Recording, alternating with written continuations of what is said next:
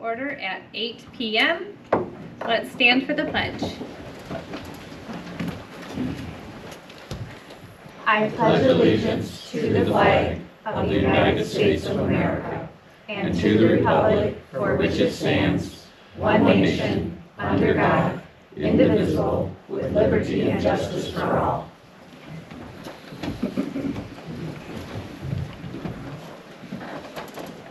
All right, first up, public comment.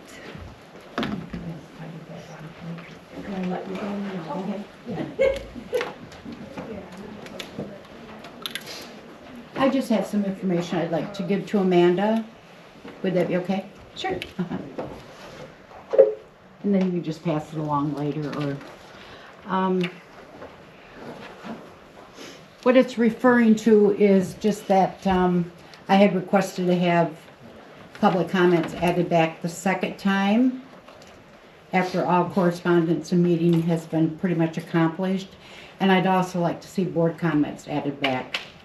I really miss that. It gives us a chance to hear the thoughts of everyone and kind of come to a conclusion and get to know you as to your reasoning and your thinking. And, you know, it really means a lot because we know nothing about most of you. I know Peggy, but otherwise we really know nothing. So we'd really like to know thoughts, you know, and hear more board comments.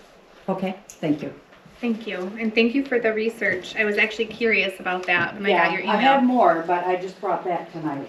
If you do have more that you would like to email, I'd be Okay. happy to send it to the board, or you can send it to all of us. Okay. I have a question. I see here on the action items that they're postponing the overlay of Hoffman. I've been to all the board meetings and I don't remember the board taking a vote to stop that road construction or improvement. I mean, it's a board action to do it. It should be a board action to not do it. And in all the minutes, I don't see where you guys ever discussed it, or, you know, and you're a board of 7, not 1 or 2. So.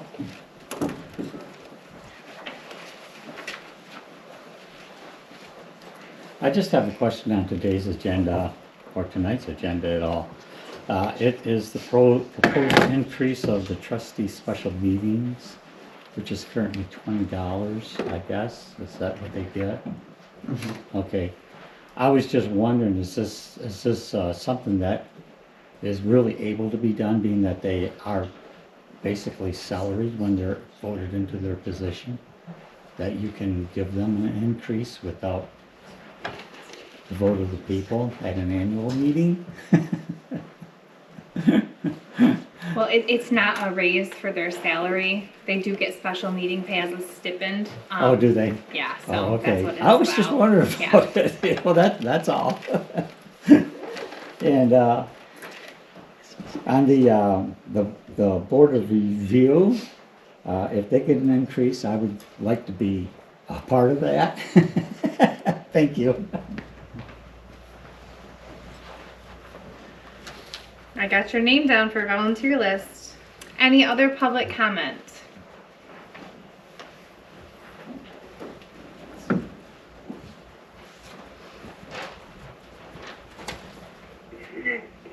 Good evening, Deb Ackerman.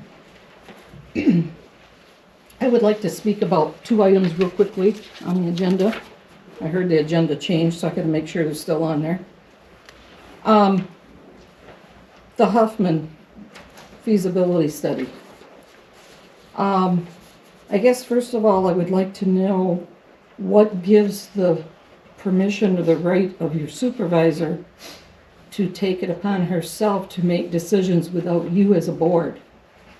You as a board are all equal, you're all the same, you're all one. And what gives her the right to send a letter out to these residents? I had a resident contact me because I was a previous board member, asked me questions and wanted to know what this was about. I didn't have an answer for him because I have no idea what you guys are doing or what the supervisor's doing in particular. So I didn't have an answer, but what gives her the right to send out a letter to make it sound like You're in talks with an engineer for some utility expansions in the area. There hasn't been no board approval, and I've been at the annual meeting and all your budget information. I don't even recall you guys even budgeting for any of this. So how are you gonna do this, and why is a letter going out, getting all the residents in an uproar, and there's only a few houses, a handful of houses on Hoffman that are not hooked up to sewer, and then you're gonna go down a private drive where there's only 7 homes, because I went down there and counted them. It's not even fiscally feasible to pay for the sewer you're gonna pay for. The last meeting I attended, your sewer fund balance is hurting to the point of you don't know how you're gonna fix Parkway lift station that's failing, and it's probably gonna cost you $1 million plus. So how does she have the right to get the residents all upset and wondering what's going on when nothing has been approved? No budgeting, no nothing. I'm just curious. Just something for you to think about. The second item I want to speak of real quickly, Dan mentioned it, pay raises for special meetings. You shouldn't really be having a special meeting unless it's an emergency or it's an action item that cannot wait until the next board meeting, which in my opinion is an emergency.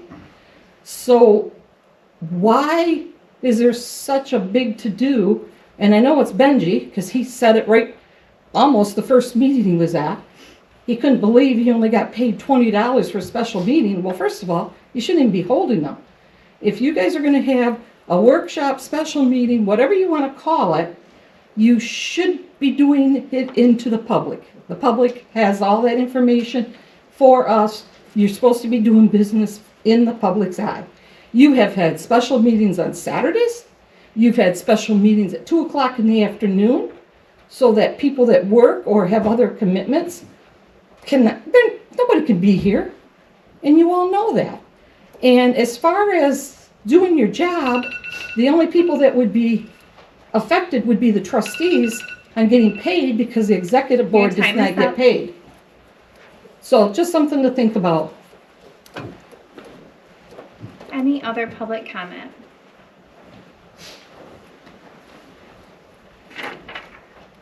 All right, we will move on to approval of the agenda for October 6th.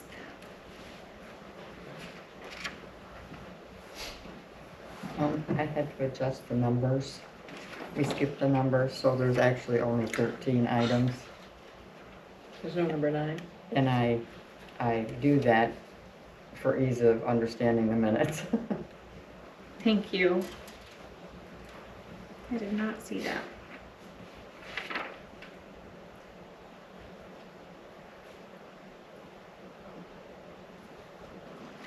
Motion to approve with amendment. I second it. All right, we have a motion and a second. All in favor, say aye. Aye. Any opposed, say the same. All right, agenda is approved. For approval of the consent agenda, we just have regular meeting minutes from September 15th. Got a couple of corrections on those too. All right, I still have agenda posted at the top. And it's supposed to say minutes, but I use a template and forgot to change it. And it's on number 9, it's supposed to state to delete the next to the last sentence, and I omitted the next to the last. That needs to be added.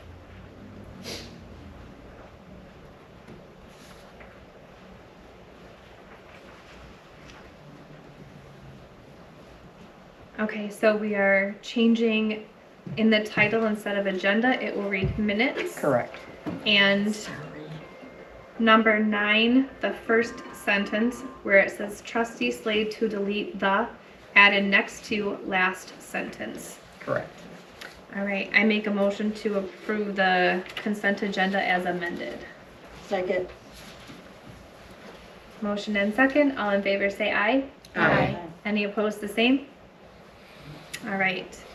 Onto communications, the ARGO Tracks are next door.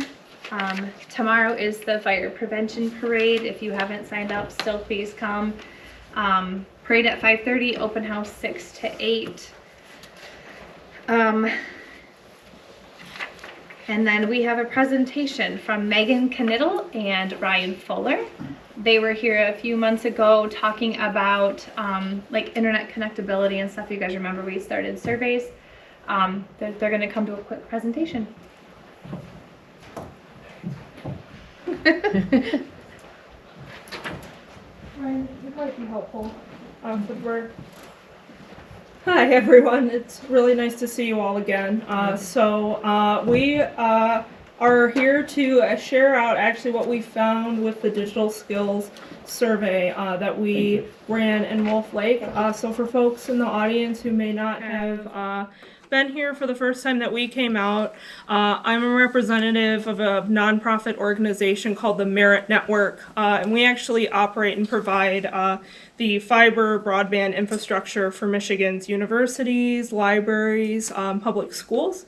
And we received a grant from the USDA for supporting rural Michigan communities in all things access, adoption, and affordability to the internet. So the USDA is recognizing that for folks to make the most of connectivity, there are a lot of pieces from being able to stay safe online to accessing critical resources like telehealth that are still huge areas of need in Michigan. So Wolf Lake CDP was identified as one of the areas they've asked us to work in.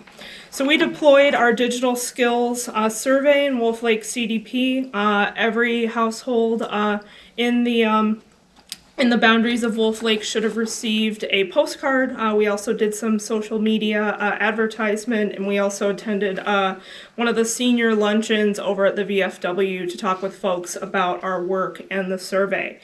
So I want to today, and our data science team is more than happy to provide the full data set with you all, or any additional figures or anything you would be interested in hearing more about.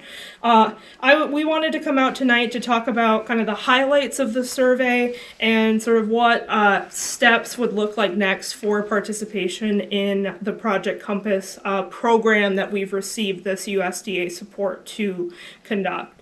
So we found that 1 in 4 residents reported they're not comfortable using a computer, tablet, or smartphone. 1 in 4 not comfortable identifying scam emails, web links, or text messages. 1 in 3 are not comfortable identifying trustworthy websites.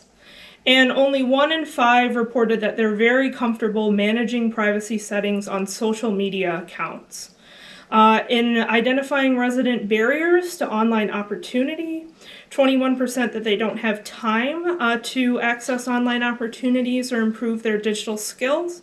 26% said the internet is too technical or confusing. 56% of residents reported that they've experienced an online scam, but only 35% reported that they knew where to report the issue or fraud that they experienced. We also found that 9 out of every 10 residents experience connectivity problems at least occasionally, with over 2 in 10 experiencing problems often. 4 out of 5 residents are concerned about their personal data being misused online by bad actors.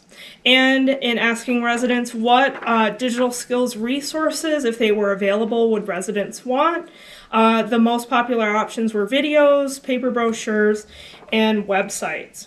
So I want to add, based on all this, what's next for Wolf Lake in terms of digital opportunity? We found that almost everyone in Wolf Lake sees the value in improving internet and computer skills. So we had, in the survey, we had 42 households respond to the survey, and only 1 said they don't see value in improving their digital skills. So Wolf Lake is the 9th community that we've run this digital skills survey in, and we've seen some similar trends across the state of Michigan, especially related to online safety and cyber scams as a major area of development. And this is where Project Compass would come in. So we've received this support from the USDA, specifically designated for Wolf Lake CDP and, Egelston Township as a whole, to help where these digital divides the survey identified could be supported. And this could include additional data collection, like interviews, listening sessions, or educational workshops, development of training and educational materials, or even support for the township if they may be interested in applying for grant funding for additional programming. We wanted to add that these services would be provided 100% free of charge to Egelston Township. We've received support from the USDA specifically to provide these resources. So we wanted to come out, just share out what we found for the survey, answer any questions any of you may have, and open the floor for the possibility of what continued participation in our Project Compass program would look like if you were interested in continuing to what would be next after the survey. So I wanted to open the floor for questions, and my colleague Ryan and I will be hanging out for the meeting. We'll be around after. We would be happy to have a conversation with folks or answer any questions after as well. Thank you. Thank you. Yeah. I just have one question. You said Yeah. you got 42 responses. How Yeah. many surveys did you send out? Yeah, so 42 responses. So what that ends up looking like from the number of residents that we identified for the CDP, that's about a 2% response rate. So I want to add that, the more folks we hear from, a better response rate is always great, but that it's normal for these types of surveys. Anywhere from a 2 to 5% response rate can be acceptable for us to draw conclusions. And really what we identified too is looking for those overall trends and potential topics of interest. So we were able to see these overall trends related to online safety, overall trends related to the reported barriers. And as I said, Wolf Lake is our 9th community that we have run the digital skills survey in. And these patterns we've seen in other communities that are similar in some ways to Wolf Lake. So we can take that to as identifying like what areas of need and importance are as well. Thank you. You're very welcome. Any other questions, board? I just have a comment. I think some people didn't know what it was. I took a couple of phone calls and they were like, have you heard of this Merit? Is this a scam? So Exactly. and I tried to explain that, you're gathering information. And, I really appreciate you fielding the calls, and that, on one point we're like proud that folks are, not wanting to give their information to a scam. At the same time, it's, they don't know who Merit is, they don't know who we are, so part of the work would be, we were to continue with some of the potential educational programming. For example, in other communities, we've brought in speakers from the Michigan Cyber Command Center, officers to speak about staying safe online and kind of the latest to be aware of for online scams, for example. So really it would be about, with the survey kind of being the first step in identifying what would be most valuable for folks. Really the whole goal of our program is to tailor whatever we would offer with these resources to what you all and residents of Wolf Lake would be most interested in. Do you have a plan? Yeah.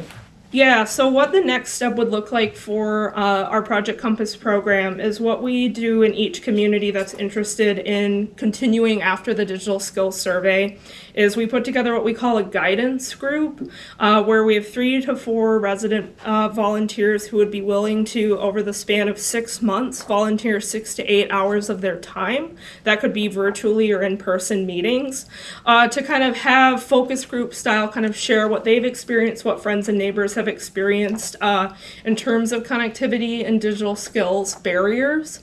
We also do kind of a crash course in the state of research, the kind of current state of policy, what's going on with federal, state, and local funding.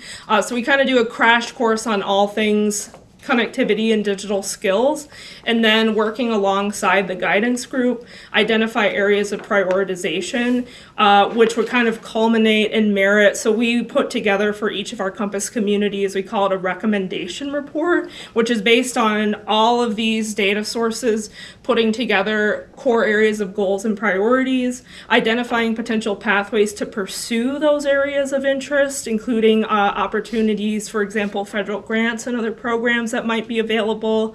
Our data science team will also put together the full breakdown of the digital skills survey, along with a feasibility study of the current state of broadband infrastructure in Egelston Township, really with just kind of a crash course. And we call it Project Compass because the idea is laying out potential possibilities for what different townships with different priorities might be interested in. So really what we do working with the guidance group is helping to identify some of those areas with folks who know the community best, which are folks, you know, who live there, and then identify potential pathways for pursuing those goals and providing some of these resources and doing the feasibility study and some of these other pieces.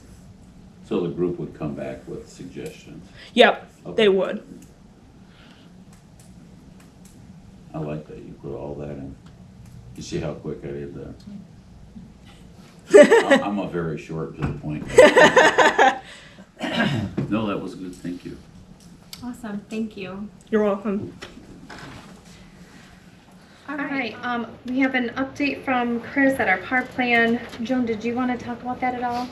Yeah, it speaks for itself. Okay. I just wanted the information to be, proper information to be provided, and he doesn't recommend that we bond our firefighters because they're covered under the general theft policy if something should happen, and it would be costly to no real gain, in his opinion. Yeah, so the background checks kind of followed best practice. I know we still need to have a meeting to discuss all kinds of internet related things, the .gov, the new computers, like a workshop to figure out a lot of things like that. The policy, the insurance policy for the internet fraud that I brought up a few meetings ago. But before that, you know, this is just some good information because of the decision we made last meeting with our policy. This gives a little bit more background information. We don't have to look into bonding the firefighters, and you can see in the next to last paragraph, we have $150,000 in coverage for employee dishonesty and $100,000 for forgery. So just read this and save this for when we do have our workshop. All right, number 5, our first action item. In your packet, you will see the letter that I sent to the residents on Hoffman. So back in, gosh, probably January, we got our 3-year plan from the Road Commission. We did contracts much later. But Hoffman was one of 3 that were going to be done this summer. Grover, Hoffman, Rose, and then there was one other I'm not remembering off the top of my head. And then we added in Lulabelle. The sewer committee had talked a couple months ago about doing some expansion. And I don't know if we had this in an organizational meeting or if it was just at budget hearings. But we had talked for sure at budget hearings about, you know, we need to update our infrastructure because it's starting to fail, it's aging, and it needs work. But we've also talked many times about expanding, and whether this was, like I said, in an organizational meeting or conversations before we all started campaigning. But in the office, we have talked many times with Jeff Ream and Herb, the DPW workers, sewer committee, Joan and myself, Trudy and myself, that we do need to expand our sewer system. It helps with the infrastructure, and primarily it preserves our groundwater. We already have a problem with PFAS, and knowing that septic tanks lifespan is about 50, 60, 70 years, it's something that just has to be done. So it was brought to my attention that this would be an easy project, not easy, but a good one that doesn't require a ton of work, that would kind of be like low-hanging fruit, so to speak, to start with, to see how the process goes, because we are a new board, and there were, what I was told was a possibility of 18 new homes. There's already a lift station that is not at capacity that could handle it. And I said, well, what does this look like? And I was told the feasibility study. And then Randy happened to be in the office. He works at DLZ. He just did the project for the Hazekamp lift station. It's someone that was making some maps that was started by the previous board before any of us were here, besides Joan and Trudy.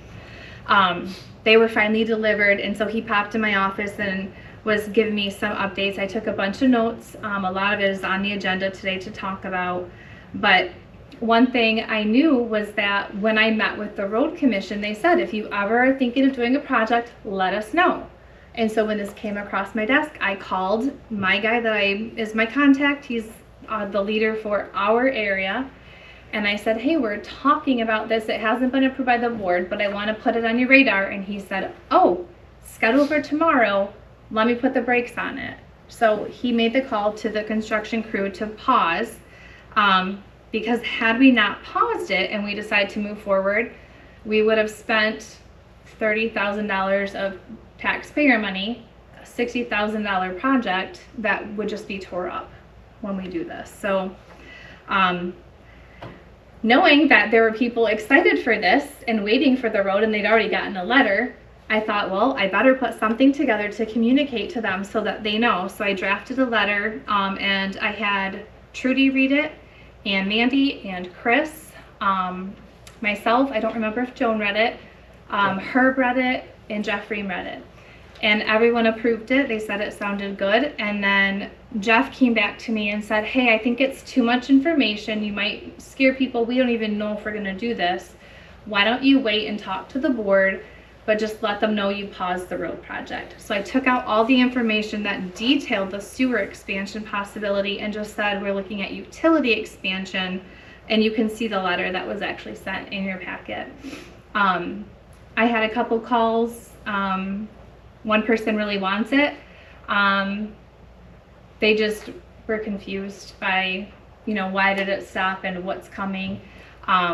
Worried that some people might not like it, but he really wanted it. So to make it official, we should have a vote to postpone, or we can vote to ask them to start the construction again if you would like.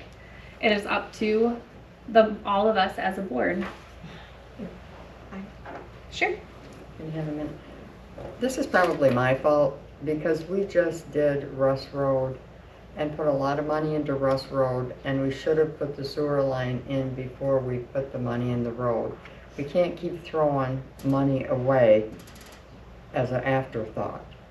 So I approached him in and I said, we need to start looking at these road projects that are proposed by the road commission to see if it's somewhere that we can do an economical sewer expansion without $1 million lift station and all that. And Hoffman is one of the candidates. Do we know that it's economically and feasibly affordable? Not until we get an engineer study done on it.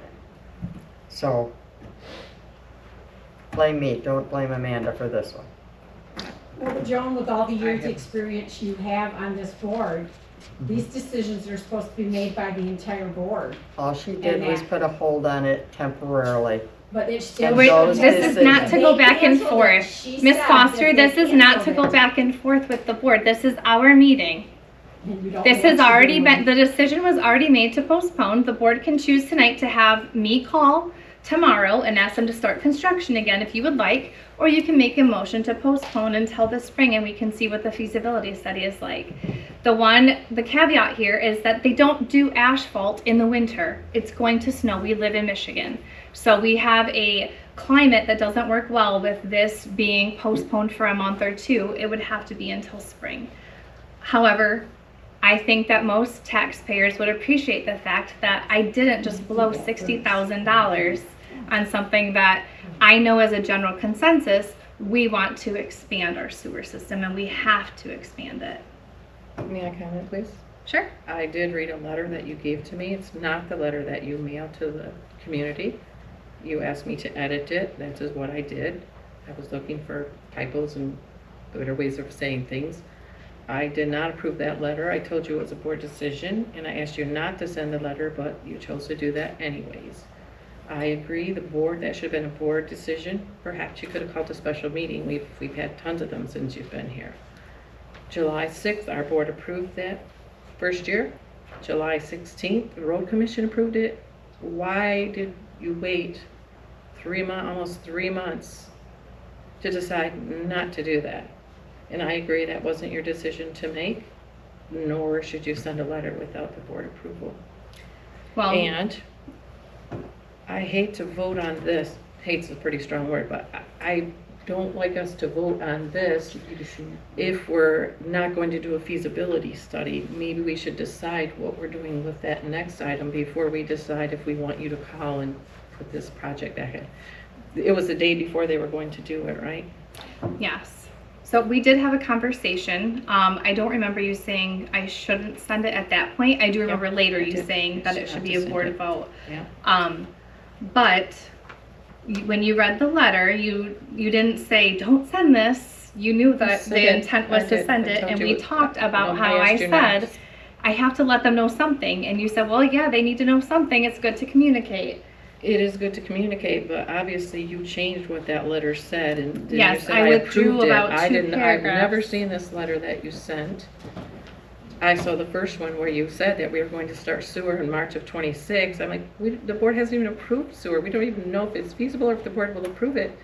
I asked you not to send a letter. It was Okay. my opinion not to, but you did, So and you your changed opinion was it. that I shouldn't. I don't remember you sharing that, but it's already been Yep. sent. Yeah, I will but I hope preview. that you would in the future consult the board. I when it's couldn't a board consult the decision. board because it We would have could been a done at special 9 in the meeting. Have a morning. special meeting.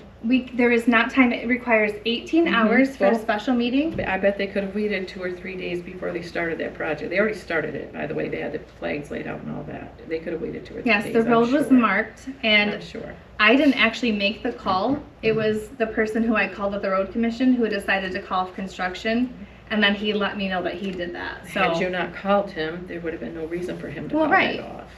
I got the wheels turning. He made the You call. did, and it should have been the board's decision to And make that's the why we're wheels sitting turn. here tonight. So we will go Yes. ahead here. I will preview for you if you didn't get a chance to look through your packet, or maybe you did. Number 6 is a feasibility study. There's no printout for that, but I have an email that I gave you after the fact tonight. Randy talks about how the feasibility study will come out of the number 7 item, which is an as-needed engineering proposal. I've never been on staff for this. I've never been in the office. I've never been elected for one of these. I don't have the details. I've gone round and round and round and round and round with everyone in the office trying to figure out, how does this work? What is it? I have a list here of charges that came out of the last one. We had a $5,000 general engineering services proposal in the past. And I have all of the invoices that came out of this account, and then his email details more specifically what kinds of things, because all it says is as needed services, rate labor 280, as needed services, rate labor 420. All of these invoices, they're very generic. So in the email that I passed out earlier, he says,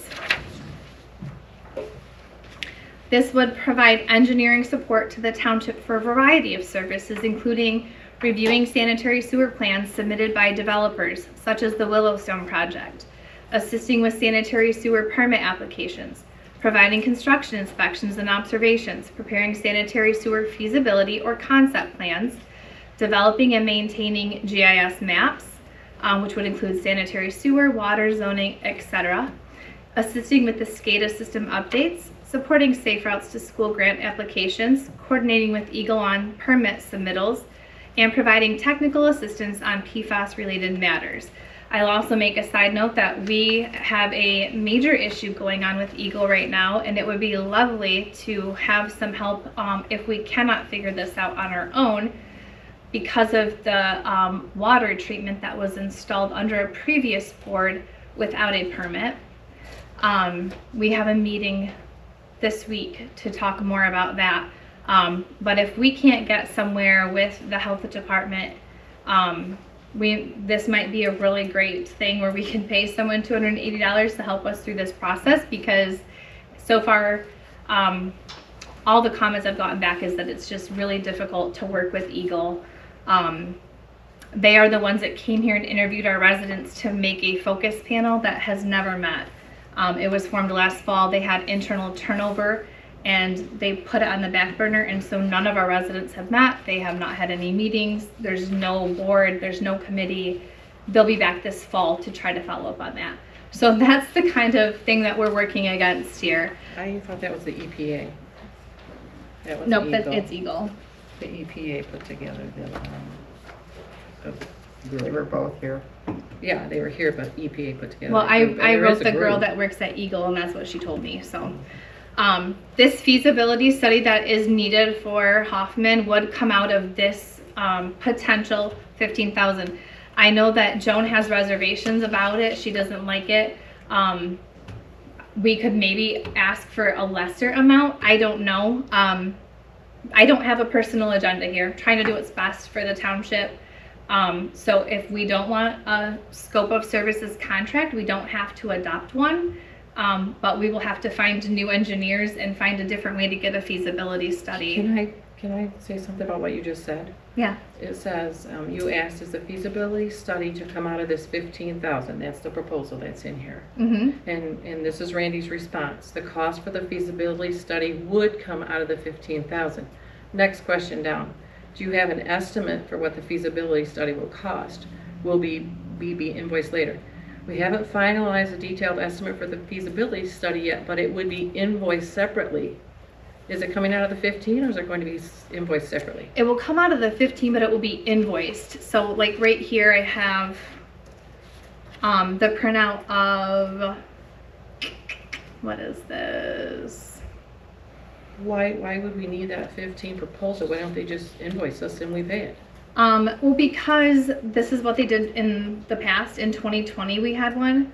So the total fee was 5,000. Like this is what it says on the invoice. 5,000 is a fee. Available balance 3,502. To date, we've used $1,777.50. The previous balance and the current. So they count it down. Like you have this pot and they're counting it down. I call it a line of credit. You can call it whatever you want, but it's kind of like a pot of money that they draw from. They invoice us, but this way they can do the service without waiting. If it's, you know, a $280 thing, they don't want to wait to pay their engineers, I suppose. So they invoice us. But if you look at the proposal, it talks about relating to a project. We don't have a project with them. No, the And we feasibility won't study until this would, feasibility study is done. So that proposal that we could approve to let them spend up to $15,000 without, they would bill us. The contract says they will bill us, and we are required to, as the owner, we're called, to pay them without prior approval of the board. Well, first of all, it says it's talking about a project. We don't have a project with them. So if we do that, approve that, there's no project for them to spend money on. So this feasibility study would come before a project. we do And have a allowing them project coming. $15,000 to apply to a project that we already have, we don't have one. Trudy, you have to talk It's to the a- board. it's a This cart is a and meeting cart. of the board. It doesn't matter where I look, you can hear what I'm saying. We can't when you're looking I at don't them. care, yes you can. But There's a that's not what this microphone. meeting is Okay, for. how would you like me to look at the board, Like Amanda? this. Yep, How I'll about I leave just that. look at you? Well, we're not trying I'm to talking, impassion all the you have to do is residents. listen. It doesn't matter where I look, I have the same thing to say. Okay, well, you have 2 minutes as a board member to speak, and No, I can where does enforce it say that? It's in our rules Where and in does the it say bylaws. that? We have a meeting to conduct. I so- know, I'm trying to tell you that that proposal is about a project. That Trudy signed proposal this that we had proposal in the for past- $5,000 in 2020, and so did Joan. No, I didn't. It's signed by John Holter, and that's it. The old one is signed by John Holter. You were on the board. I did not see this. I don't negotiate contracts at all. That's why I've Well, been it's in trying your to ask for policy to copies approve of anything them. over $2,000, was it not? Uh-huh. Yeah, they didn't bring it to the board. Excuse me. It was approved by John Holter, right here. John Holter was the John only Holter's person who on signed the it as a old one. supervisor. So don't say I signed it when The you're supervisor not is the correct. agent of the township, but Yes, he signed the contract. I've never seen this. didn't the we find it in the, supervisor I and the- believe we found it in board minutes where it was approved, and there's a date on one of Never these seen it. pieces of paper. I've You're the never one that seen the found it and contract. showed it to me. You're actually the one that found it. It was, No, I didn't. it said No, BD, no, yes, it Jeff said brought it to you. BD. I've never seen that before. Nope, you printed the minutes. It's right Oh, I there. printed it after someone else showed me. Yes, that's true. I found it from Lisa Van Brink. No, It's in the no, top right no, corner, right there. Do you I see it? showed you a It's right here. feasibility study done by Fleece and Vanderbrink for Right here. holiday. The Week board pres- approved it on 2/17 of 2020. Yeah. February 17th, 2020. Yep. This board approved it, not this I board, the didn't get previous elected board. until November of 2020. That was February of 2020. So don't try to say that I've seen it. I wasn't even on the board until November of 2020.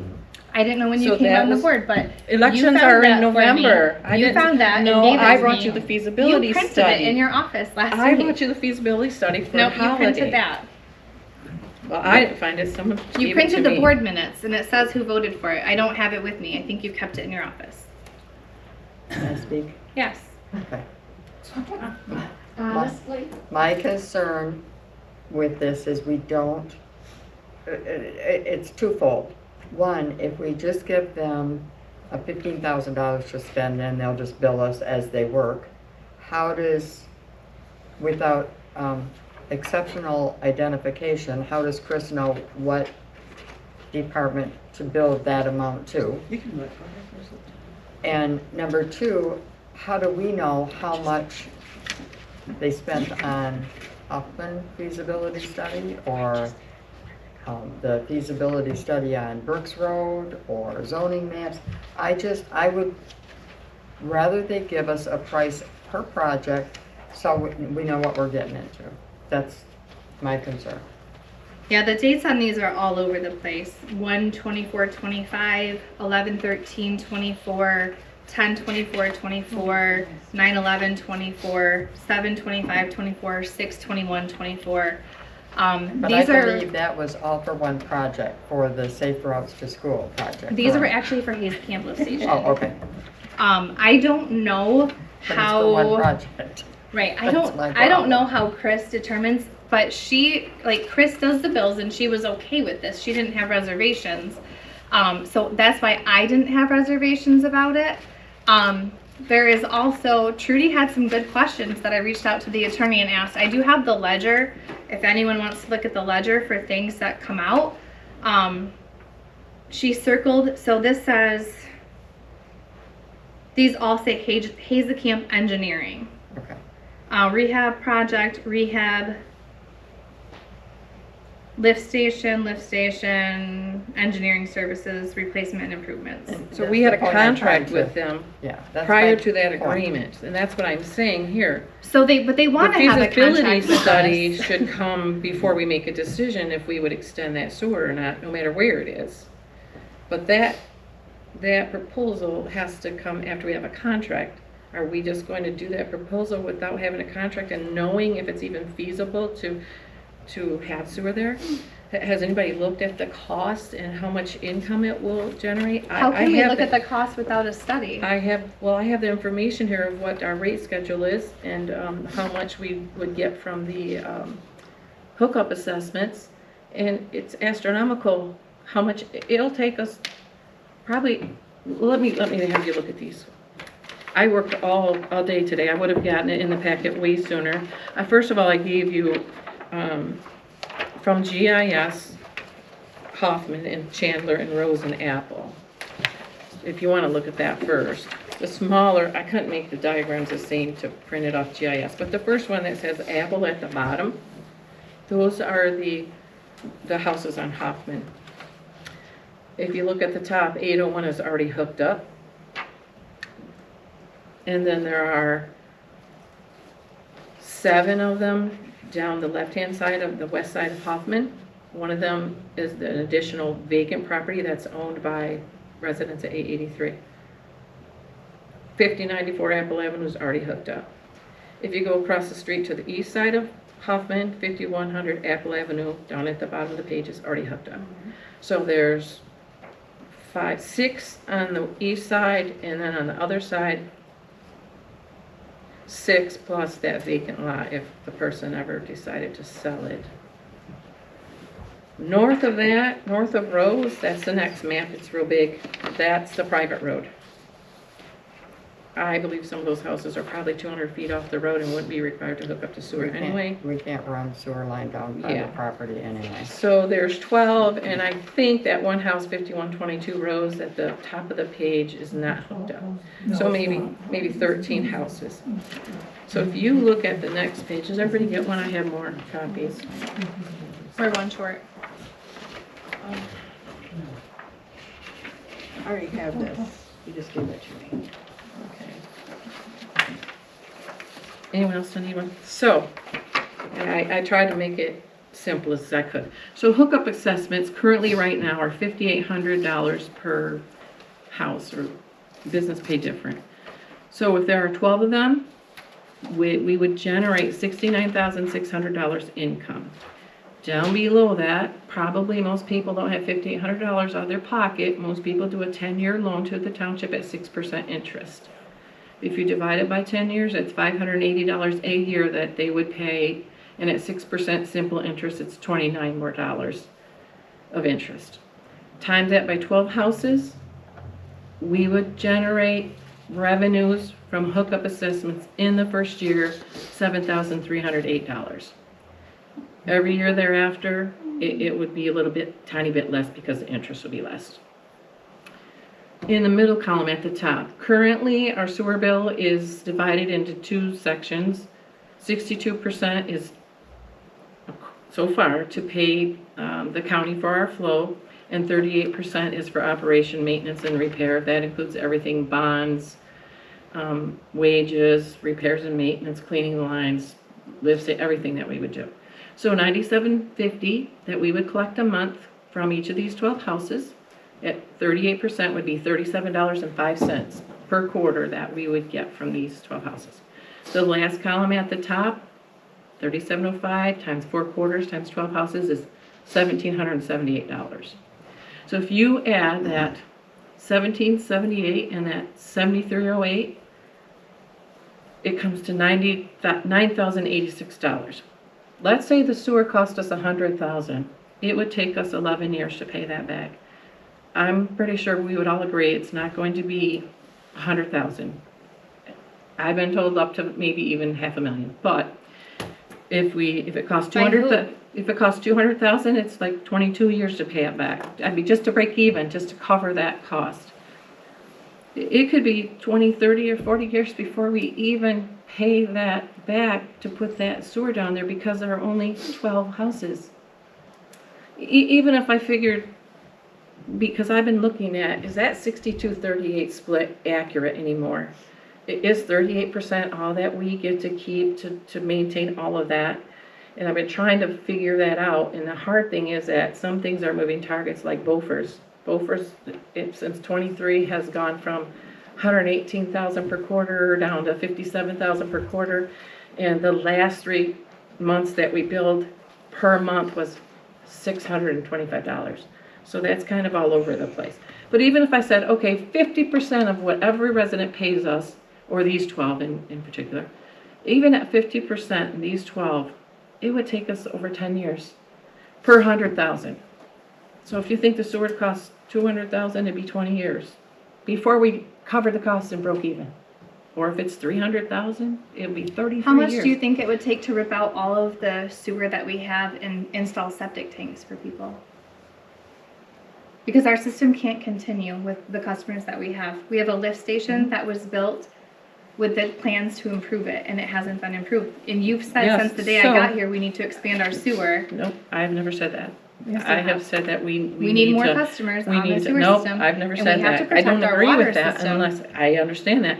But if it's not feasible financially for We us don't to have a only feasibility study. We have a only Trudy add- study. We don't have Yeah, a feasibility well- study. We have no idea what it's going going to take cost. us We tons have of no clue. decades to even cover the cost of running the sewer down for 12 houses. What about infrastructure grants? Well, we can pay for it, but the problem is it takes too long to reap the benefit. For example, John Holter, previous supervisor, looked into LED lights, having consumers change their Trudy, lights to no, LEDs. we cannot do this. We cannot And go down all these rabbit that was trails. 5 Trudy, years. we have a 5 meeting. years we paid for it, and we would benefit. We are not talking This about is going lights. to take decades for us to even Okay, cover the thank you cost for of sharing. this. So We how's have it your going to printout. help our Trudy, infrastructure? we have to get back on track. It is almost 9 o'clock.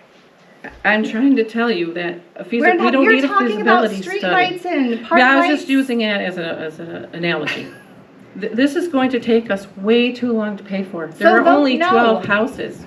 Okay, so vote no. So Vote no 5, on which 6, thing? and 7 all go kind of hand in hand. The first one up is, do you want to postpone construction on Hoffman? The next one is the feasibility study to see, is it feasible? What would it cost us? What would the benefit be to expand our sewer system down Hoffman and Rose? And then the third thing is the engineering proposal. If you do not like the 15, you could make a motion to drop it down to 10. We just had one for $5,000. There were no issues reported. There were no discrepancies. There were no problems, and the money is gone.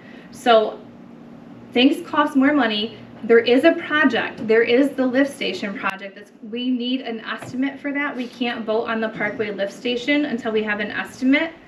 There are other engineering companies, but this one knows our system, and they've been working with us, and they've gotten great reviews from everyone that worked on the team to do Hazelcamp lift station.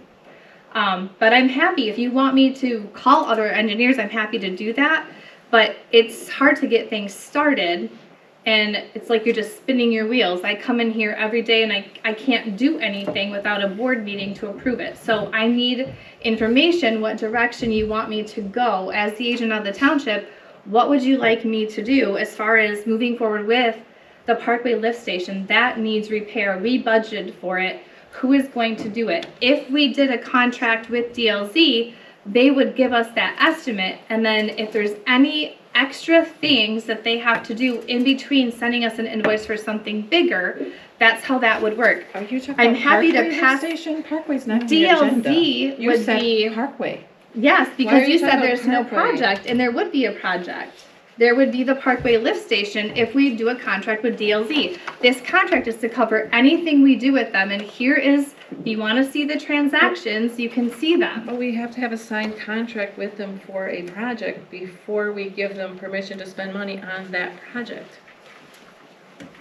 That's what this is for. It's for the in-between.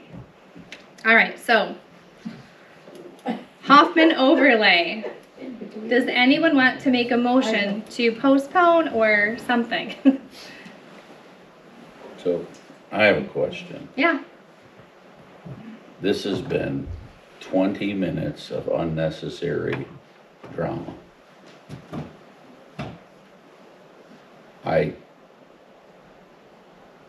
I sit here and I am quiet every meeting, and I'm losing my mind. We need to be unified as a board. I understand if you disagree with each other, but tearing each other apart is ridiculous. Absolutely ridiculous. If you don't like to vote, we just vote no. I understand explaining this, because I like information, and I think it was a wise decision for you. I care about your opinion, but I do think it was a wise decision that you stopped it, because we couldn't have a meeting fast enough to have this meeting. So whether we decide to go forward or not to go forward with Hoffman, you had to make a managerial decision that any business owner would have to make. The authority. She has the right to do day-to-day yeah, decisions. okay, This is a major decision. Let me explain something. She can stop something. Not that the board already approved. The board There- already Well, there- there's 7 of you. there's You guys not don't enough time. understand. You give up your right for board You are out of comments to order. ask You are questions. out of order. I don't care. I You're care. out of order. I am not. Not one person in that office disagreed with me to my face. I am in there every day. And if she had a problem with it, she could have come I to me. asked you not to That send it. entire sewer I asked committee, you not to send it. that entire sewer committee was on board. Okay, We let's- recommended Richmond, Lane, and, No, you did yes, not. we Then where is did. the recommendation Yes, we in the did. minutes? It is in the minutes. It's in the sewer committee minutes. Okay, We never talked about Hoffman at the sewer committee. Read my minutes. The whole thing is, we've had discussions that before we spend money on road dollars, we need to review and see if sewer should go in there before we fix the road and then have to tear it up to run the sewer down the middle of the road. We Totally agree, need, but that was in July, Joan. We approved that in July. Why are we hurrying and rushing and the day before the road commission is going to do it? we postponed it till Because spring. we always It's wait really till the no last different. minute to do Yes, something. roads should have been done in January, not May. We had an agreement to do it by the end of the year. So if it's a Yes. couple months, it might be a couple months late. I don't see why you're all upset about it. It wasn't approved until July and they got us on the schedule really fast. Yes, we should have done in January, then we could have time to decide if we wanted to do We those should have roads and laid if we the wanted road to do in sewer January? instead. No, you should start talks with the road commission. We so can't know. overlay a road in January. No, you need to start talks so that we know ahead of time what's potential We were in roads, talks. and then we could. We until were May. in talks in January. I went on a day off and met at the road commission with Ken Halka. Why did you Andrew bring it to us Nichols. in July? We signed the contract after a A meeting meeting. in July, yes. And Corey, I feel it's my job as a treasurer to show you the finances. These I are agree with you. these are exactly what's But why going to can't we happen. hash all this out before we come to a meeting and waste all of our time? That's what Why we're can't here you- for. This isn't a waste of This way you work it time. out in the office and then come up with a plan that we Because the decide board on. needs to understand these data of these numbers so The you date can of the letter vote. was 9/18. If you look in your packet, 9/18 was the day I sent the letter. I was working on this the day before. So we could have talked about this in my office, Trudy. You could have crunched these numbers way back 3 weeks ago. Well, I didn't know it was gonna be on the You agenda waited until because you tried to Thursday. publicly No, shame me in no, I'm front of the not. cameras, I'm trying and to it's share annoying. information with We're the trying to have board. a meeting. We have I'm- 4 minutes till 9 Yep, o'clock, okay. and we're still on our first action I'm item. trying to share information with the board so they can make a financial decision. You're trying to share information with the This public is to get them not- on your side. No, I'm not. I don't care what the public thinks. We I'm don't trying have a to share feasibility information with study. the Would we board. like one or would we not Yeah. like one? Well, if it's going to take us decades to pay it back, I want you to understand that if you're going to vote for a feasibility study. There are so many facets to this feasibility study. We have to have it anyway. Right now, Why we're do we? considering spending $30,000 to put an overlay on that road. Because we need to know going forward that we're not throwing good money after bad. So, we don't know what funds are available for grants for rural infrastructure. An engineer can apply for grant funding for each project. After we approve it, Yes. if we approve it. Yes. But before we can approve it or deny it, know if it's gonna cost $100,000 a home to put it in there, that's not feasible. We need a feasibility study from the engineers to give us an estimated cost. We don't need to put in a lift station. It's strictly 8 or 10-inch pipe down the middle of the road with the laterals. And then the road overlay, which then we don't have to take that out of general fund road monies. We can do an additional road. We don't, your numbers are wonderful. I'm not discrediting your numbers, but you're not a professional. We need to get a feasibility study.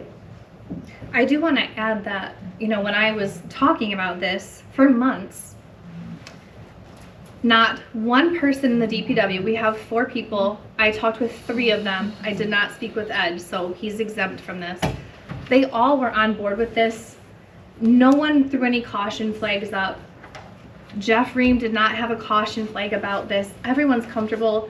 This is what Herb said the other day.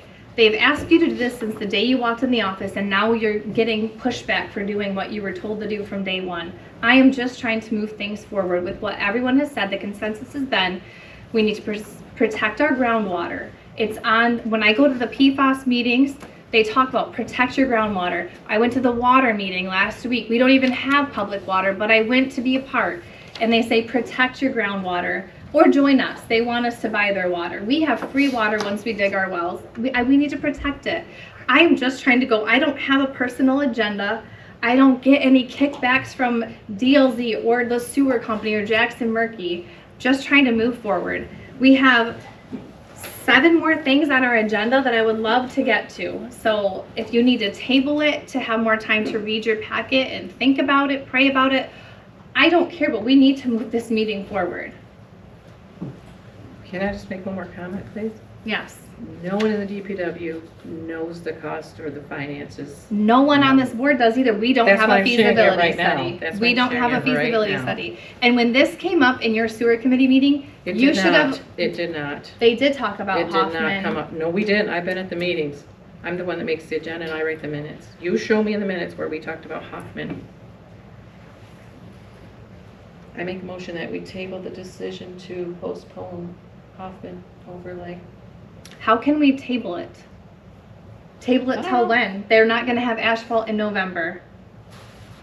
We either have to postpone it until we do a feasibility study, or we have to try to put it back on the table now. We can't table that one. Why can't we postpone it? You did. Well, we have a motion. If we postpone the We vote, have a motion. we on didn't the have a board. second. We did not have a second. Well, ask for one. Is there a second? I make a motion that we postpone the Hoffman overlay until we can get a feasibility study. Is there a second? And I'm gonna second that. Thank you. We have a motion and a second. We will roll call vote.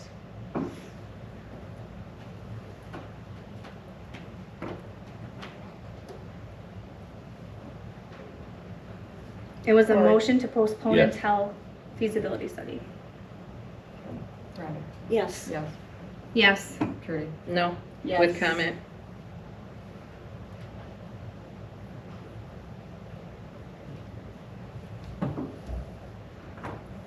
Do I ask for her comment? Okay, go ahead and state your comment. Extending the sewer on Hoffman is not fiscally responsible way to spend taxpayer money. It will take us way too long to even pay for the project before we even contribute to the sewer fund. I'm just gonna pause so that she can catch up with her writing.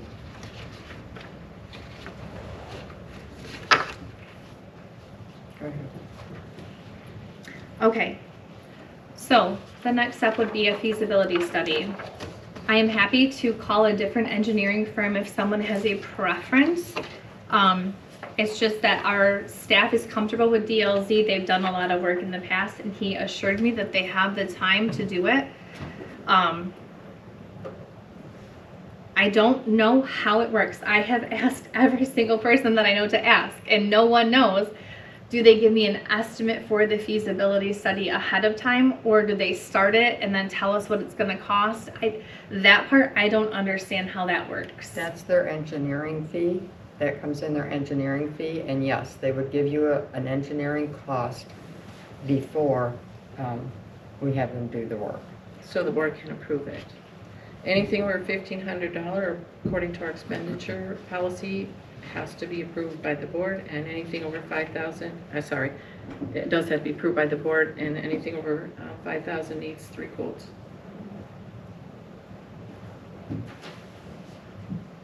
So I can, if you would like to make a motion for a feasibility study, I could request 3 of them because I think it will be over 5,000.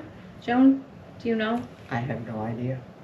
I don't know what something like that costs. It was only $7,500 for the safe routes to school, and that was a lot of engineering. Oh, so maybe it would be under 5.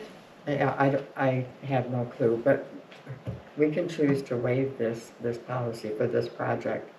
We need to do something. But we've already postponed the resurfacing. You could call them tomorrow and tell them that you need a price just for the feasibility study for Hoffman and bring it to the next meeting. Without getting 3? I'm comfortable 3 with. quotes, I'm according to our policy.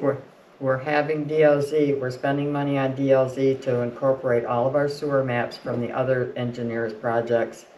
Why would we go outside of that scope and have to pay in 5 years to have it all incorporated Because again? that's our policy. Well, That the board just approved. We just Yeah. updated it and approved it. This board did. I thought the policy states that unless we agree to only have one or two, that's in the policy. It does, we can. I guess we need to vote that then, if there's a motion.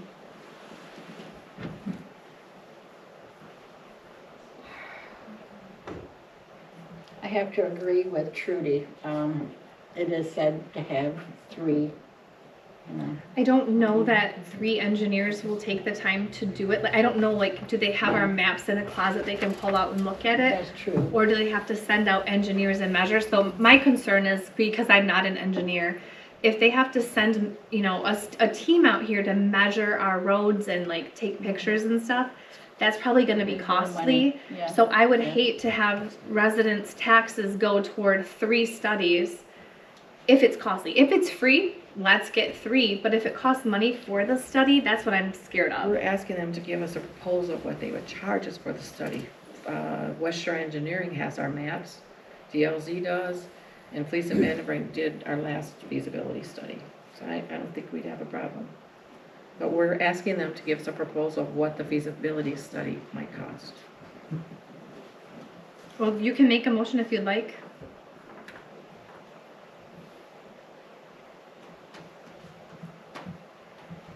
How long has this company that you're talking of been with us?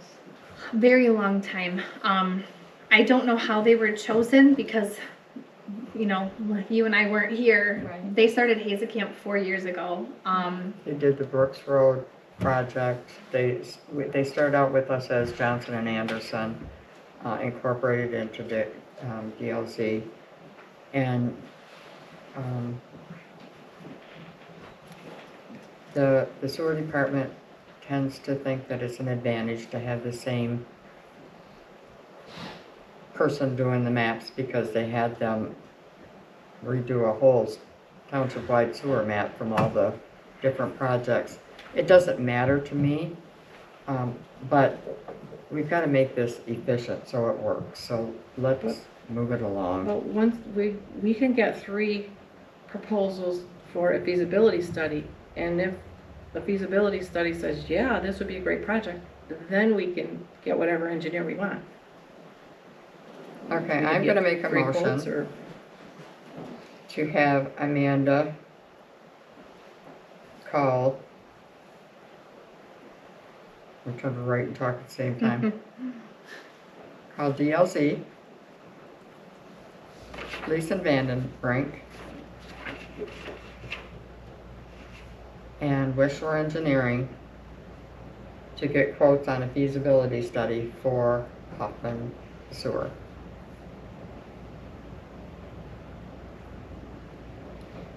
But are we gonna come back later and say, well, we didn't put it in the Chronicle, Who reads the Chronicle? and then that'll blow that all up again? Well, somebody did that, made a suggestion on the snow plowing. Maybe we should put it in the Chronicle then. That's our policy. Don't understand why we don't want to follow the policy that we just approved a couple months ago.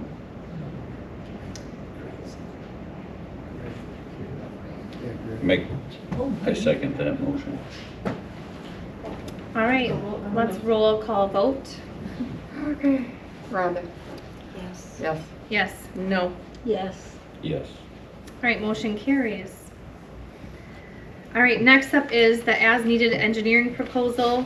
I do also have an email from our attorney. Trudy had asked about section 12 of the contract. It talks about consequential damages, that neither party is responsible for consequential, special, or punitive damages. These are common in professional service agreements as they are intended to prevent liability for remote or speculative damages. For example, lost profits or business opportunities. The township would still retain the ability to recover direct damages. So she didn't have a concern with that, and also the limited liability.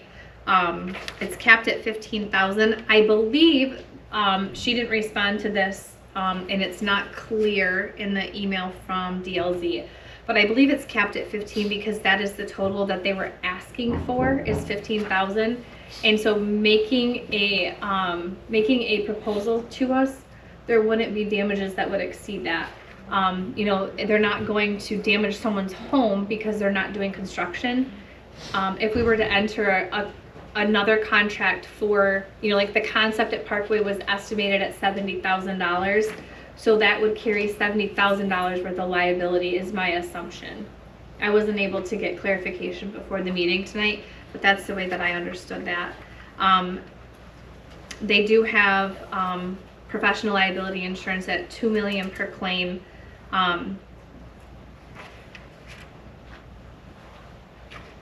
But there is a caution of the statute of limitations for 1 to 2 years.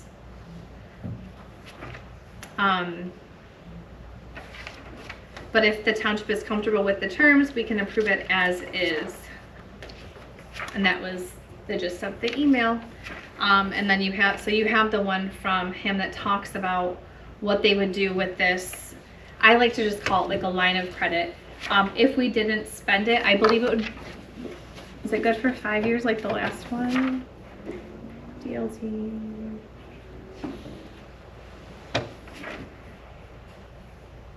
You know, if we have no interest in doing the Parkway lift station with DLZ, or if we decide to use a different company for the feasibility study, we probably wouldn't need $15,000.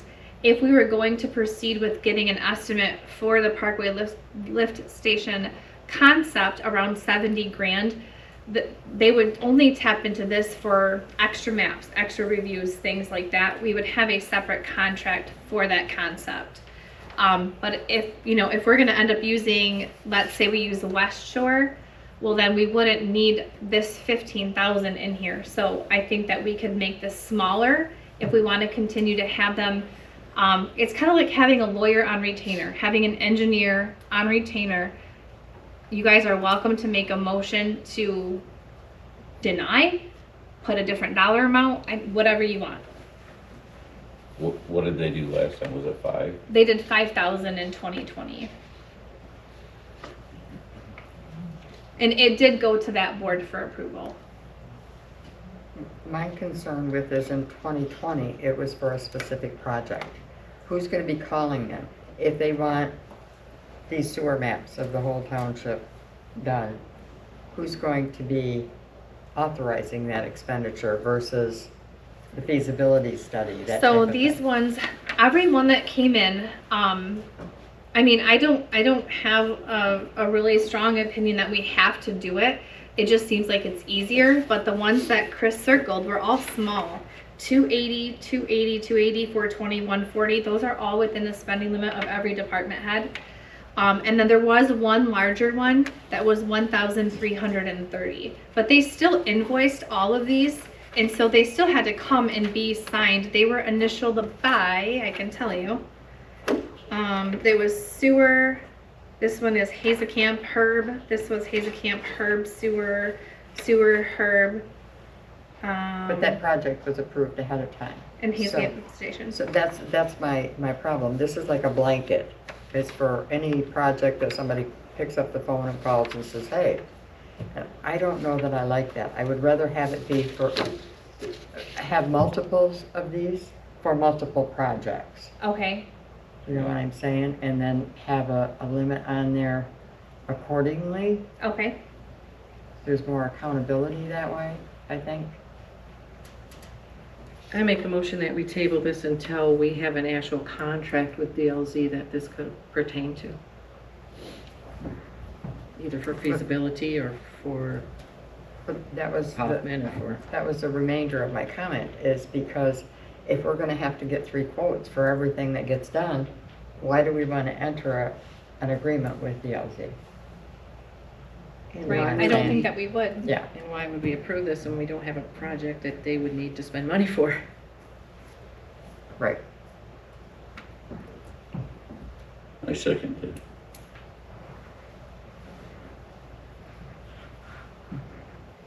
Okay, we have a motion and a second. To table until We have a signed contract with DLZ. we have a signed contract with DLZ. We can't have a signed contract until the board approves it. Yeah, right. Approval of the contract. We have a contract presented for signature. Okay. Okay. No, that's not my motion. Why Right. would we give them permission to spend money before we sign a contract? That wasn't my motion.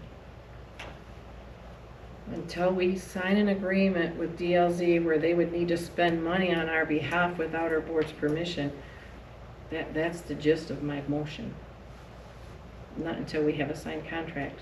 Then we should revisit this. Well, you if said that's a what signed contract. Now I'm totally confused as to what you're, you said a proposal for us to sign. we What if we can't- don't approve that proposal? Okay, restate your motion, please. I make a motion that we table this until we have a signed contract with DLZ.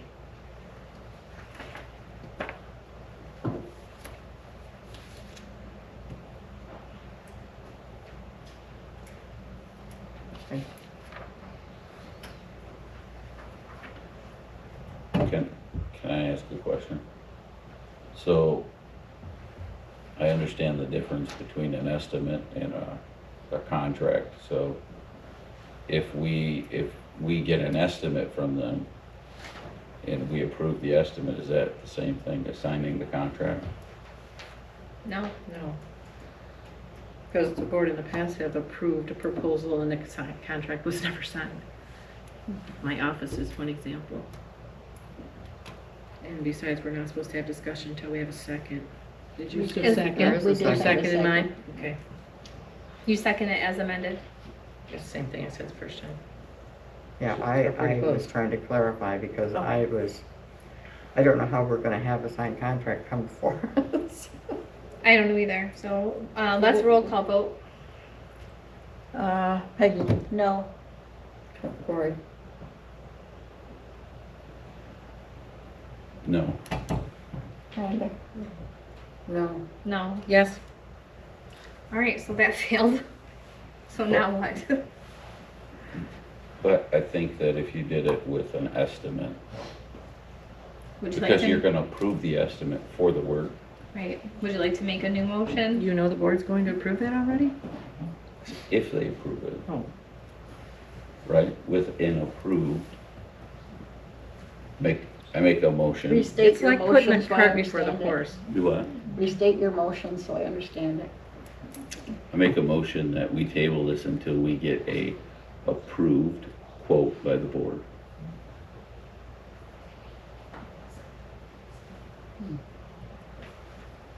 Before we sign a contract with DLC? Well, there's nobody seconding. I second that. So before we have an approved signed contract with DLZ, we're giving them permission to spend up to $15,000 and they will invoice us and we No, will pay it? we have to vote on this again, would we not? Wouldn't we I have thought to we're come just vote voting on a for- contract? I thought we were doing that right now. We're postponing. We're tabling it. He's not gonna do But anything he without said- a line of credit to do things He from. said until we have a, Approved. approved by the board, but not Yeah. signed, but not a signed contract? I don't between us and understand that DLZ? as that I can then enter a contract with DLZ for 15 grand. That's not the way that I interpret that motion. So is that what you mean? So if I had an approved bid from them, yes. then you would want me to sign the $15,000 contract? No, I think then it comes to us again for us. It to would be- come back to the board to decide at that point. Correct. A proposal that we approved is what you said, or do you mean we have a signed contract with them to do some project, a No, he's feasibility saying study? if we or- have an approved proposal, then I can put this back on the agenda. Otherwise, this is coming off the agenda until I have something approved. A Right? proposal approved, not a Correct. signed contract. Right. Table until approved proposal. That was made by Corey, seconded by me. All right, and we can roll call vote that one. Trudy, No? Peggy, Yes. Cory, Yes. Rhonda, Yes. yes. Yes, motion carries. All right, the next item up is Board of Review pay increase. When I was at the Board of Review in July, I was visiting with the ladies, and they had mentioned that they hadn't really had raises. And I talked to our assessor, Michelle, and asked her, you know, tell me more because I haven't been around very long. You know, let me know what board of review is like, and when was their last raise. I talked to Chris and got printouts of all the raises for planning commission and the ZBA, which they don't meet very often, but they did get raises back in 2021.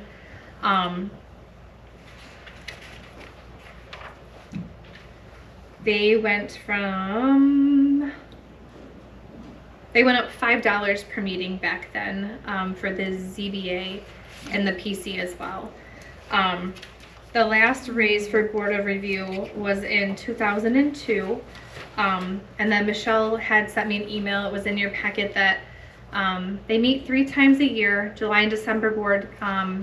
They can be 1.5 to 3 hours, it depends. People bring petitions, like poverty exemptions and asking for differences in their taxes. So they have to go over, there's a lot to it. They all have to look at everything, they pass it around, and it's not super long, but it's really involved. And if someone is interested in hearing this, please let me know, because we do have openings on committees, and they renew in January. Sometimes people come in and, you know, taxes make people hostile and they have to deal with that. They can be angry. So she recommended, she did agree that they should get an increase. So I just suggested maybe $20 up to a rate of $110 per day. When they come in March, they do have a 12-hour day. They have to have evening hours. So it's like a morning or like an all day and then the next evening. And you know, a lot of them, well, there were 4, and if the alternate comes, there's 5, and they have jobs, they have families, you know, that they're leaving. So I thought it would be appropriate to give them an increase.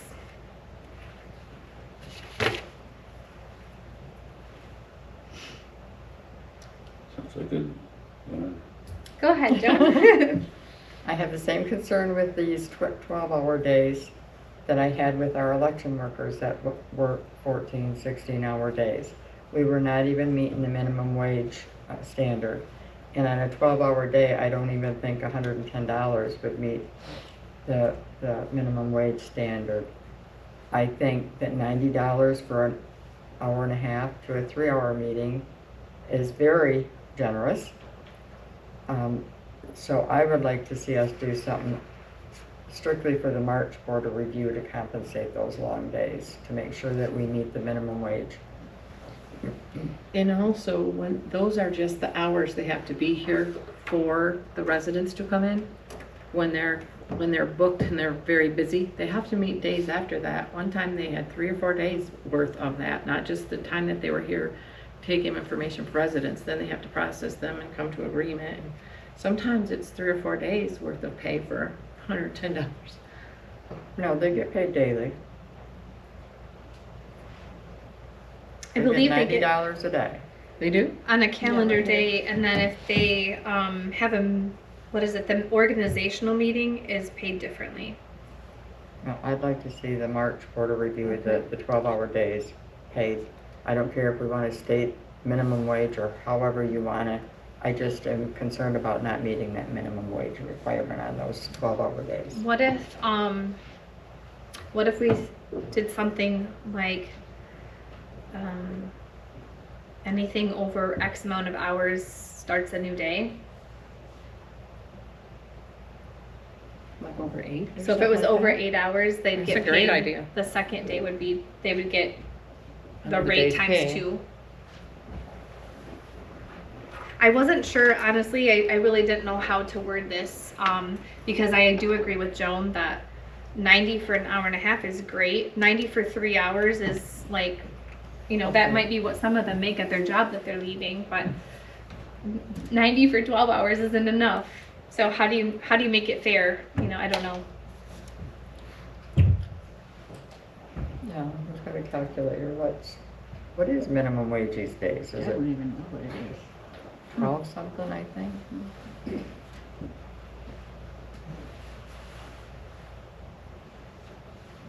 And what's 12 hours times, let's say $15 an hour? I have it at 110 per day, it would be $9.16. an hour for a 12-hour day. Yeah, see, that's, Yeah, and some of these ladies have been here like 17 and 20 years, so they're good at what they do. They're very dependable. I'd be comfortable with even on those 3 days, giving them $200 a day and just leaving the 90 for the rest of the days, because those are never a whole day.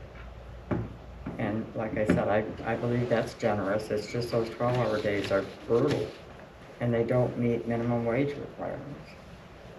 Is that a I motion? agree. I'm just stating my opinion. Do you want a motion? Hard for me to make a motion and write at the same time. I make a motion to leave the Board of Review rate of pay at $90 per day, except for the March Board of Review, and make that $200 a day. Support. I have a question for clarification, so I know how to vote. Is that for the both days? Because I think one day is only 3 hours and the other day is 12. Oh, this said 12-hour, 2 day, minimum 12 hours. Oh, in 2 days. I thought it said for 2 days. So they're not here 12 hours a day? No. Oh, I withdraw.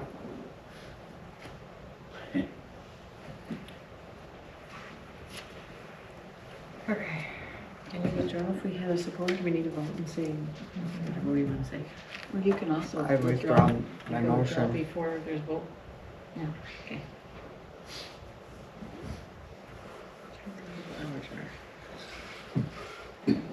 Okay, I have an idea. Okay. I make a motion to keep the Board of Review pay at 90 per day, but when they come back in the evening, count that as an additional day. Oh, that's a good idea. That's a good compromise.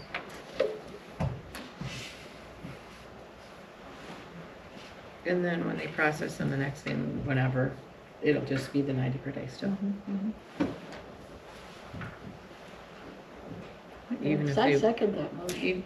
even if they work 8 hours the next day, it's $90 for 8 hours. Is that It's a Yeah. hard one to kind of keep track of in a way, but I know. What's minimum wage? 15? That's $10 an hour. they got something. How much is that, Miles? 12 sub- 12.48 is minimum wage, or that's how much it was? That's current Michigan. All right, so we have a $90 for motion 8 and a hours second. is- And it was So to, Peggy, that, yeah, to leave it at 90 per day, but in March when they come back in the evening, that would constitute an extra day, like a new day Yeah. of pay. Yeah. And that involves money, so let's roll call vote. Rhonda, Yes. yes. Yes. Yes. Yes. Yes. All right, motion passes. The next one is a proposed pay increase for trustee special meetings. It's currently $20. These have not been changed in a while either. 2006, it went to $20 per meeting. So extra meetings would be still subject to OMA, just to clarify some of the concerns from the audience earlier. It's for nights where we can't meet before a regular meeting, so we could have a workshop. It could be an emergency expenditure that needs approval. It could be that we're in the middle of a hiring process or signing contracts with West Shore for engineering, whatever it might be. It's an open meeting, but it's not on a regularly scheduled Monday night. So instead of $20, if I thought, let's increase it to 30, but you're welcome to think whatever. I was just trying to keep in line with, a PC meeting, if it lasts an hour and a half and they get $45. Our special meeting might be an hour, it might be 3, who knows? So I was just throwing a number out there. I really am not set on that, so. Are you saying a $10 increase? Yeah, Yes. I just thought $20 to have to skip a night of dancing doesn't sound And I do that a enticing. lot. But, or, you know, to miss Bible study, you know, it's like, I think that we should provide enough so that our board members can leave what they're doing and come out, cover your gas, and a little change in your pocket. I'll give you $20 not to show up. Okay, moving right along, I make a motion to approve $30 per meeting for special meetings. I'll second it. All right, motion and a second. We will roll call vote. Corey? Yes. Rhonda? Yes. Yeah. Yes. Yes. Yes. All right, our next item is a fun one. Dessert and deputies. I'd love to host this here on October 21st. It came to me from What's in the mail? a resident who thought this would be a great idea. And I was talking to the Pins, and they also agreed. Their lieutenant came in and met with me. And we just kind of brainstormed, you know, we would talk, they would talk, not me. The deputies would talk about sidewalk safety, etiquette, golf cart rules, you know. Curfews. Yeah, curfews, all kinds of things. And also to just promote the positive behind having cops around in the community, so that it's a positive instead of negative. And just to get to know them. So one of them has been on leave for a while, and he'll be back, so that's exciting that he'll be able to join us. But I would just like to make sure that the board approves of that and is behind it, and I hope that you all would come. And also, if it's approved and you would like to make a dessert to donate, or buy a dessert, or drinks or something, that would be awesome as well. So If we have them available to the public, that would be a legal expenditure. If we Okay. wanted to use Okay. ARPA money or something. And yes, it would be open to the public. We'd love to have everyone spread the word, and there's a volunteer to pass out flyers. And so this was something that I just quick made on Canva. There's a link here. A few months ago, we approved a JOT form for Chief McGinnity, and he helped me make this QR code so people could scan this and then submit a question. And that way the officers can prepare ahead of time and know what to say, and answer those questions and kind of touch on things maybe in a little bit more detail than if it was just on the spot. So I'm looking for a motion to approve hosting this event October 21st from 6 to 8.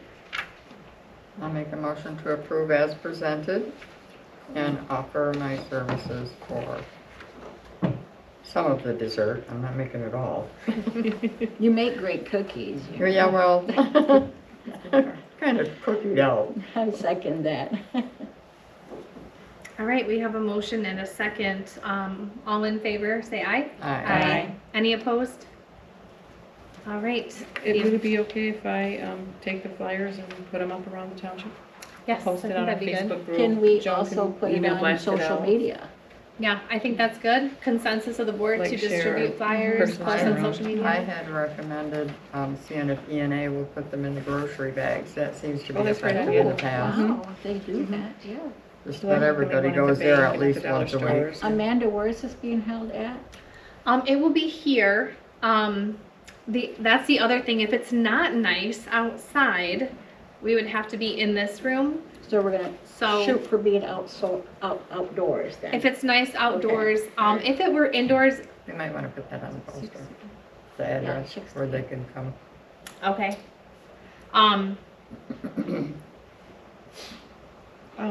Could I also contact the mobile home villages and have them, if they have a newsletter coming, or to place it in their, wherever they have a bulletin Yeah. board or something like that?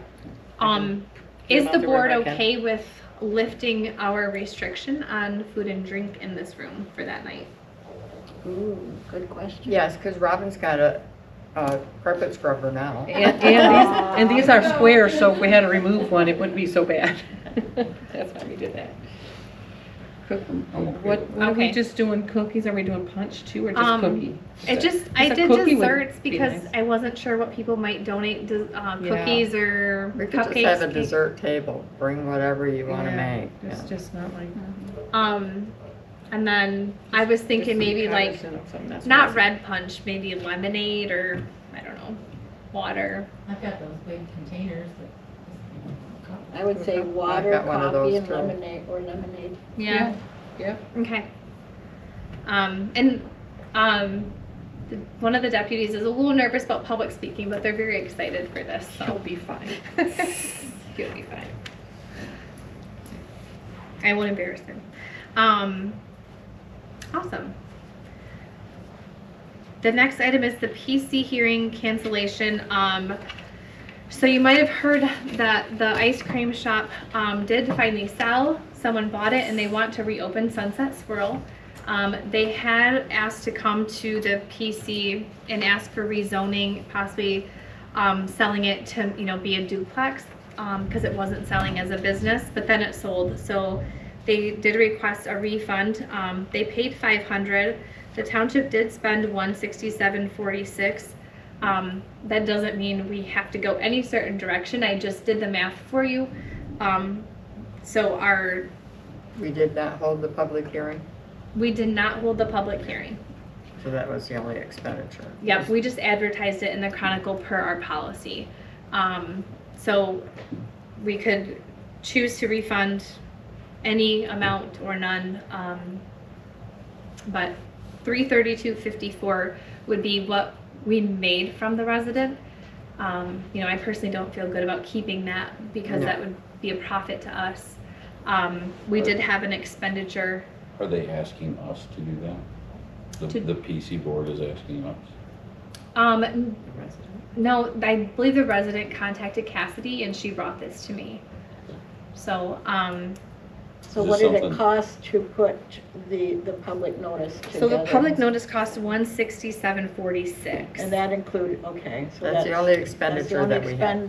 That was the only thing it cost us. Right. That's our That's policy. including the stamps and, We had to send letters to residents around them. There would have been some postage. She did not know how much. I don't know. Is it within 3 miles, Joan, that we have to send? 300 feet. 300 feet. I'll so say I that's didn't get a probably- letter. It's probably negligible. Can I ask a question? Yeah. Should the PC committee vote on that, not us? No, I don't think so. Should they bring that request up? this is a budgetary issue. This is Yeah. our baby. This is a rezoning. They would vote on the zoning. If they were gonna, they would vote They to would. rezone or not rezone. They would recommend.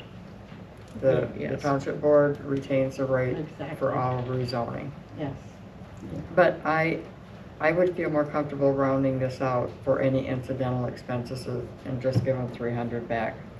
Because that'll pay for envelopes, postage. And that's what I was Time. worried about, and I should have said envelopes too. Yeah. I make a motion that we refund $300 to Bill Fiegel for public hearing fee that he paid, less incidentals, and less the public notice fee.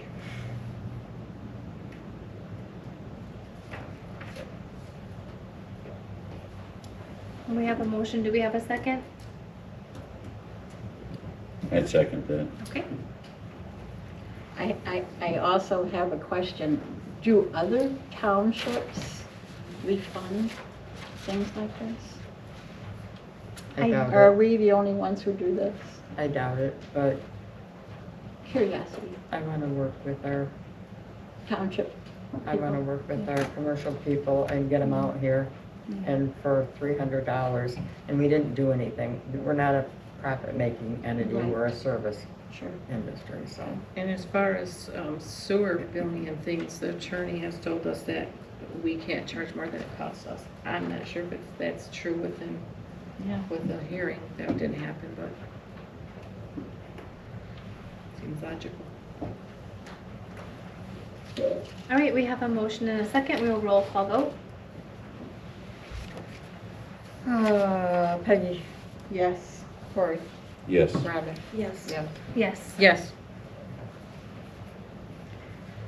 All right, and then the last item Perceptive Controls Invoice. You will see the invoice, and then there's also a packet with an explanation from Herb about what happened.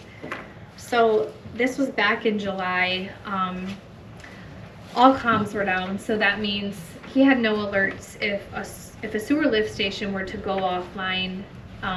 It would call Herb's phone, and then he would come and check and see, you know, if he didn't come in, there could possibly be a backup of sewage all over the place, and no way to find it. So it was quite an emergency. So he gives an explanation of how they found what happened, and unfortunate incident that cost $1,978. There are pictures. It's thunder. Oh I have a question. Yeah. Have they come up with a remedy to make sure this doesn't happen in the future? They have. Awesome. So in the pictures you'll see, this first picture is a little tricky, but so the second picture you see the plug outside, and then the third picture is the plug inside. It used to be down lower, and they just moved it up the wall. Oh, Put in a red, I don't know what that's called, pipe, conduit, something. Like, don't touch me. probably a shitty cap, cover, whatever Yeah. they call it. That one looks like it's upside down. I don't know. There were steps taken to educate the staff, and everything's back online, and the area is much more secure to try to prevent anything like this from happening again. He did call me 5 times in a row. I was on a roller coaster when the first call came in. It was after hours, so he was here in a panic. And of course, I mean, when it's something like that, the risk is too high. You have to have somebody come out and address it.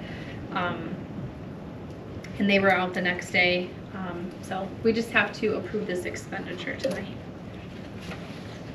I'll make a motion to approve the Perceptive Controls Invoice in the amount of $1,978.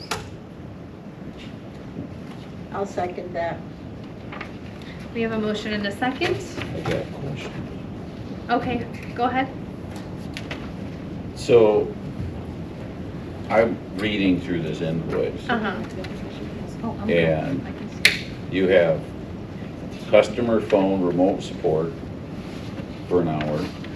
You have emergency on-site support, so you had them here that night. And then it says on-site support, half hour on 7/29. And then I understand the travel time, because I go travel time and mileage. So that was all on 7/29, and it continues 7/29 for the rest of them, but then and then at 7:30 is the last 3. Because So they came back on the next day. the sites, they went to different lift stations. They have power there. Like, when you go down to Hazekamp, there's this big metal box, and inside there's all these controls and stuff. And so they were looking at different lift stations, trying to see where the outage was, because some of these were coming in, some had comms that came back up, and it was like sporadic, on and off. So they were trying to troubleshoot by visiting each site, trying to figure out what was going on. So they This had is to the come alert back. system. So they had to come back the second day, because they didn't figure it out. They couldn't find it the first day, so they came back the next day. Who would have thought to look at the plug-in? Yeah, that's an expensive, oops. Yeah. I don't remember exactly if it was a staff person that mentioned something, or if they decided to go look at that. I don't remember how that part came about. but- Last. Process of elimination, probably. So if he made a Yeah. comment in here that it's wired the way it is because of the generator, so does it have to be unplugged when the generator's turned on? Is that why it's in a plug, not hardwired? I think the generator's hardwired to the electricity, but the plug is to the antenna is plugged in. Well, that's what I'm saying, why wouldn't Why would that, that be hardwired? yeah, why wouldn't it be hardwired on a breaker? I don't know. Good question. I mean, Not kinda- my kinda seems like- expertise. Kinda seems stupid to me if you can just, Hardwire that and the generator will keep it on. Maybe that's something to do for the future. Good point. maybe it's above my pay grade. I mean, Will it get it? I don't know. you could step in sometime and ask Herb if he knows if that's possible. I'm not real good at explaining stuff like that. But. We have a sewer committee meeting Wednesday. I can ask, I'll put it on the sewer committee agenda to just kind of get an answer for that. Okay. Well, just, if it was hardwired, it would never come out anyway. I just- wonder if it just is expensive to do that, but maybe it'd be worth the expense. Or is it maybe a Maybe it Or possibility it's of a dangerous. power surge Yeah, and ruin the whole system? I don't know. I'll ask her. I can possibly answer your question. Oh, okay, Sandy.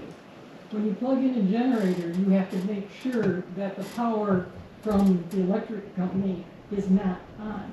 That has to be switched off in some form, because the generator then is producing all your power. So there's gotta be a give and take that, one or the other. yeah, this is just we're supplying power to the antenna system. So I was wondering like, why it, from our power supply to the antenna, why it's on a cord. Regardless if it's through the generator or through the power company. Through the generator, why it's not in a breaker box where it would pop or whatever. I guess it's- noticed they're not on there. Relatively in a breaker box. We just have to do Through a things plug. And that's how they want us to proceed. Just wondered. Any new ones? Right. Maybe it can't be, I don't know, I'm just saying. So, one thing that did not get on We the gotta have to vote. oh, It's- sorry. Trudy? Yes. Peggy? Yes. Yes, Yes. Yes. Yes. One thing that did not get on the agenda, so we will not vote on it, but if we could have a consensus, I guess. We had voted to put out RFPs for the snow plowing and put it in the Chronicle. We did not get any new bids. Nothing came in. So it didn't alert me to put it on the agenda, and then we were talking in the office Thursday late afternoon, and was it Thursday? It was this October 2nd, whatever day that was. Thursday, I think. Maybe it's Yeah, Friday, it was, I don't know. yeah, so it was late in the day Thursday, and Joan says, we didn't get any, did we? And I said, no, I didn't get a single one, except the two that were already interested re-showed interest. So, Did one remove it, Joe? One wasn't interested? I don't Where are remember who they? the third was. He One was the church person. made me, yeah, Yes. Chris is here. He's right here. Chris is here. The other one did give us a bid, but then he gave me a phrase that was cautionary. I'd have to call him, but I'm not doing anything anymore without direction from this board, because it's too much work to get stonewalled in the end. So you tell me what direction you want us to go.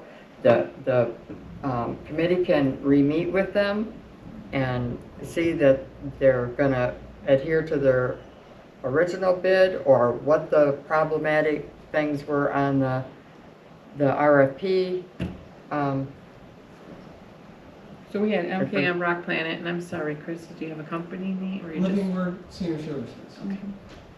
So I heard from Chris at Living Word Senior Services, and I know that Joan heard from MKM. Yeah. Did anyone hear from Rock Planet? I did not Do we- hear from Josh, but he hasn't been followed it. But I think as a courtesy, because we already had his bid, Right. we should call them all and meet with them. But the board needs to tell me what to do. I'm not gonna go through this again. that's 3 bids, right? It is 3 bids. There was 3 bids before. That were already submitted, Yes. written. Yes. Well, I got Chris's after the fact that there was a miscommunication, but he had thought that he sent it, so, I think that we need to Yep. Absolutely. consider the 3 bids, and I can have the committee meet again, or the board can do it. I don't really care at this point. I just want to get this moving, so we know we've got snow removal for people. Absolutely. I think we just bring it to the next board meeting. If the 3 bids committee that could we- meet, I think the committee should the meet meantime. because this is something we need to think about quickly. because snow's around the corner. Do you remember a time we had snow on Halloween, just over a couple of years Yes. ago? Let's get this rolling if we're gonna do this. Chris? Just, no matter who you choose, waiting even another month, you have to get people signed up, routes made. It really is coming down to the wire. No matter if Livingsburg gets it or not, I think every company would prefer getting it, the next board meeting. How long away is that? 2 weeks. 2 weeks. 2 weeks, okay, so. And that's It's coming down pushing the it. wire. So if we can't make a decision then, I'm gonna make a motion to just forget it for this year. It's just, it's gonna be a circus.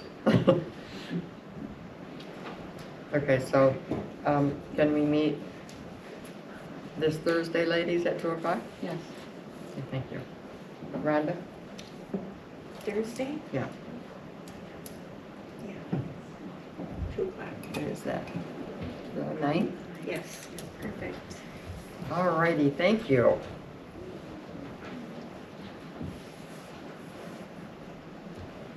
All right, looking for a motion to adjourn.